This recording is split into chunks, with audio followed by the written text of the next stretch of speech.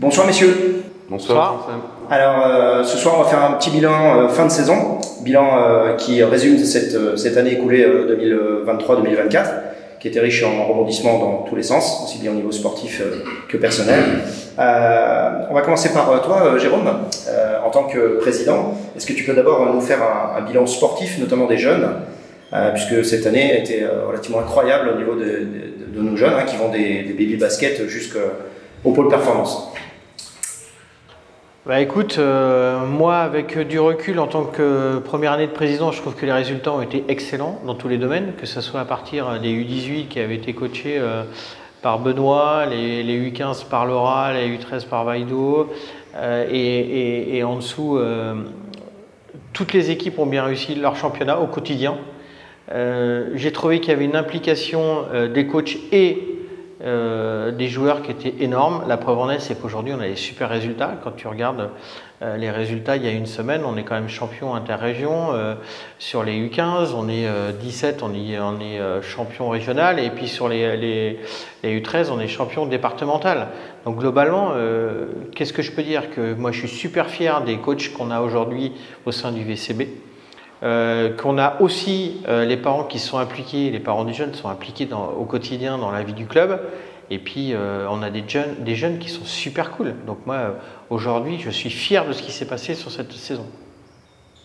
Ok, on pourra aussi parler effectivement de la finale qui aura lieu ce week-end des U15, qui aussi vont essayer d'aller accrocher, puisqu'ils sont qualifiés en finale départementale, d'aller chercher un dernier titre. Donc là ça sera ce week-end, donc je ne peux pas en parler pour l'instant. Ah non, c'est un peu tôt. Mais je pense que ça va être dans la continuité de ce qui vient de se passer. Il n'y a pas de... On est bien parti. On pourra aussi parler de la N3, qui a extrêmement bien réussi cette année, qui a performé, qui a failli accrocher une place en N2. Ça s'est joué sur le dernier match avec la CTC Riévi. Alors ça ne s'est pas joué sur le dernier match, puisque le dernier match, effectivement, nous on l'a gagné à Chaland, et malheureusement l'Hermine a été gagné à Cherbourg. Mais oui, la saison a été exceptionnelle sur la N3, on finit premier ex-aequo, mais malheureusement on ne peut pas accéder à la N2. C'est comme ça, c'est la loi du sport. Il y a un match en moins qu'on n'a pas pris à un moment donné, voilà, c'est comme ça. Mais oui, c'est une très belle saison pour la N3. Et c'était en partenariat avec Riévi Basket, la CTC Riévi, où on a cette année renouvelé le partenariat sur une CTC avec Riévi pour 3 ans. Avec le but de cette CTC, c'est bien qu'on commence des U13, U15, U17, U18, Prénat, N3. Voilà, pour qu'on puisse avoir globalement un élan global pour les jeunes, qu'ils aient une perspective et que nos pépites, on puisse les faire évoluer avec nous. Et puis, effectivement, si on fait un petit bilan humain de ton année écoulée, c'était ta première année de présidence, tu avais pris ce poste à responsabilité après Jean-Marie Rousseau. Comment tu as vécu cette année? Comment tu as pris tes marques? Alors, je l'ai très bien vécu, parce que quand vous prenez ce style de poste, on part toujours avec un petit peu d'appréhension, disons comment ça va se passer, comment on peut être jugé aussi, parce que quand un club va moins bien, la première personne qu'on vise, c'est quand même un président. Et quand le club va bien, en fait, c'est l'ensemble des personnes. Et au global, moi, j'ai passé une super année. J'ai eu la chance d'avoir autour de moi des gens qui étaient à l'écoute, d'avoir des gens qui étaient constructifs. Et grâce à tout ça, on a pu évoluer tous dans le même sens. Et d'ailleurs, il en est, c'est que si on voit aujourd'hui les résultats sur les jeunes qui sont exceptionnels, sur la N3 qui sont top et sur la N1 qui sont top. Donc aujourd'hui, je peux dire qu'aujourd'hui j'ai passé une très belle année 2023-2024 sur le championnat. C'est un vivier, et ce vivier, Sébastien, tu en as profité un petit peu, parce qu'en allant chercher des joueurs qui viennent de la N3, tu as pu compléter ton banc. Si on faisait un bilan de cette année, tu avais un objectif, c'était d'aller chercher une place en play-off, objectif rempli malgré les difficultés de la saison. Ouais, c'est vrai que l'objectif, on peut partir du principe que l'objectif est atteint, même si on aurait toujours aimé faire un petit peu plus, mais c'est vrai qu'on a été en difficulté sur l'équilibre collectif un petit peu, pas toute la saison, mais une grosse partie de la saison, avec la blessure d'un joueur majeur d'entrée de jeu en début de saison, qui est Mike Ryan, qu'on a remplacé un peu comme on pouvait, alors très bien dans un premier temps avec Maxwell, mais il s'est passé ce qui s'est passé, c'est-à-dire qu'il a été courtisé par des championnats où on ne peut pas rivaliser financièrement. Du coup, ça s'est répercuté sur le fait de prendre un Jerry Wright qui, quelque part, correspondait pas complètement à ce qu'on souhaitait, mais qui avait d'autres avantages, de connaître certains joueurs, de connaître le championnat, la France, etc., etc. Et sur une période, c'est vrai, de courte durée, puisque son contrat allait jusqu'en décembre, c'est ce qui a fait la différence dans ce choix-là, clairement. Bon, c'est tout. Après, on a refait un autre choix, pour partir encore sur un équilibre différent, avec à la fois en renforçant l'équipe sur le plan qualitatif et quantitatif, avec l'arrivée de Mo Diop et de Greg Bengaber pour solidifier un petit peu notre équipe, parce que c'est vrai que dans ce championnat de N1, c'est très compliqué de commencer avec 7 pros, avec 9 pros, pardon, désolé, avec les blessures et autres. Bon voilà, on l'avait vécu l'année d'avant, donc on a fait ce choix-là en janvier qui a porté ses fruits à l'arrivée. Bon, derrière, il y a eu l'histoire avec Pat Clérance qui a encore basculé un petit peu l'équilibre de l'équipe.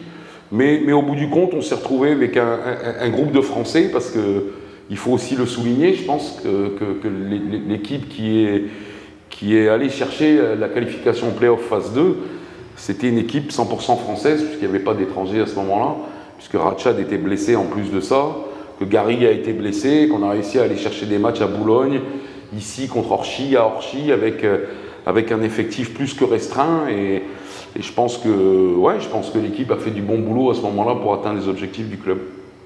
Une première phase, comme tu le disais, un peu plus compliquée. Une deuxième phase qui finalement nous a fait du bien et nous a permis d'aller chercher cette fameuse place en play-off. On est tombé contre Chartres. Ça aurait pu être une équipe peut-être un petit peu plus facile, c'est le destin. Mais en même temps, cette équipe de Chalon a montré beaucoup de résilience. Ça prouve que l'année prochaine, peut-être, on pourra aller chercher quelque chose d'un peu plus haut. C'est aussi l'objectif.